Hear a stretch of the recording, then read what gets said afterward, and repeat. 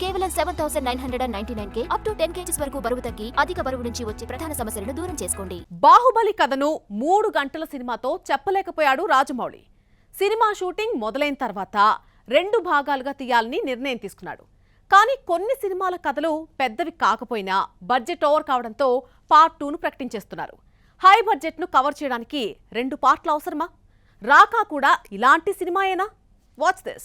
ఒక పార్టుతో సినిమా మొదలవుతుంది. సెట్స్ పైకి వచ్చాక సీక్వెల్ ఉంటుందని ప్రచారం.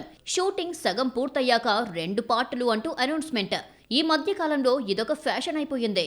బడ్జెట్ అంచనాలు మించిపోవడంతో సెట్స్ పై ఉన్న కథను కాస్త మార్చి 2వ పార్టుకు హింట్ ఇస్తున్నారు. ఫస్ట్ పార్ట్ హిట్ అయితే ఓకే, లేదంటే 2వ పార్ట్ లేకుండా కథ అర్ధాంతరంగా ఆగిపోవాల్సిందే. రాజాసాబ్ కూడా ఇలాంటి సినిమానే. 200 కోట్ల బడ్జెట్తో మొదలు పెడితే 400 కోట్లు దాటింది. ఫస్ట్ పార్టే 80 కోట్ల నష్టం తీసుకొస్తే ఇక 2వ పార్ట్ తీసే సాహసం ఎవరూ చెయ్యరు. బన్నీ అట్లీ మూవీ రాకా మొదలై ఏడాది దాటుతున్నా రిలీజ్ డేట్ ప్రకటించలేదు. బడ్జెట్ 1000 కోట్లు దాటిపోయింది.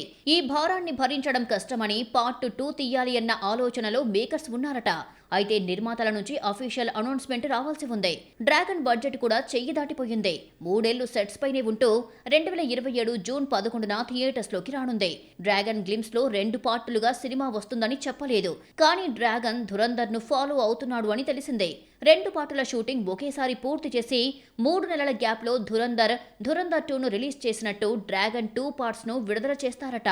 భారతీయుడు 2 లెంత్ ఎక్కువ కావడంతో పాటు ఓవర్ బడ్జెట్ ను కవర్ చేయడం కోసం భారతీయుడు 3 ప్రకటించారు. శంకర్ అంటేనే ఓవర్ బడ్జెట్ డైరెక్టర్. భారతీయుడు 3 బడ్జెట్ ఎక్కువయ్యిందని భారతీయుడు 4 ప్లాన్ చేస్తారేమో మరి. భారతీయుడు 3 ఇప్పట్లో వచ్చేటట్టు కనిపించడం లేదు. హరిహర వీరమల్లు 5 ఏళ్లు సెట్స్ పై ఉండడంతో నిర్మాతలకు బడ్జెట్ భారం పెరిగిపోయింది.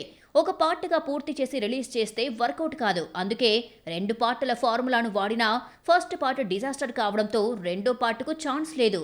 ఓజీ హిట్ కావడంతో OG 2 కథను రెడీ చేస్తున్నాడు సుజిత్.